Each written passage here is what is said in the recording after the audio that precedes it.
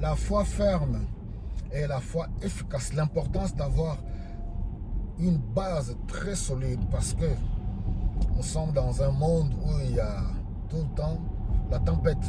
Parce que si on n'a pas une foi ferme, comment allons-nous résister face à la tempête? Regardez, c'est comme cette parabole de deux maisons, où l'exemple que Jésus-Christ donne, une maison bâtie sur le sable et l'autre bâtie sur le roc.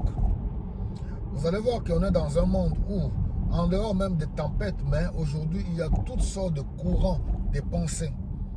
Les gens qui s'élèvent aujourd'hui, même pour attaquer l'évangile et s'aimer des doutes dans le cœur de plusieurs pour dire que voilà, Jésus-Christ n'est pas de bon, ça ne date pas d'aujourd'hui.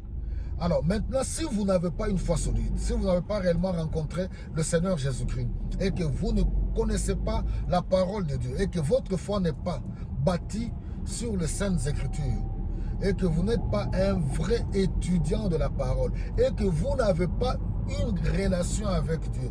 Vous savez que beaucoup aujourd'hui vont à l'église, mais ils n'ont pas une relation personnelle avec le Seigneur Jésus. Comment allez-vous vous en sortir avec toutes sortes d'enseignements qu'on voit sur les réseaux sociaux aujourd'hui, où on est en train de combattre l'évangile, on est en train de tordre l'évangile, s'aimer des doutes et déraciner plusieurs par rapport à leur foi au Seigneur Jésus-Christ. Donc c'est pour cela ici je reviens encore pour exhorter le peuple de Dieu, enfants de Dieu, frères et sœurs.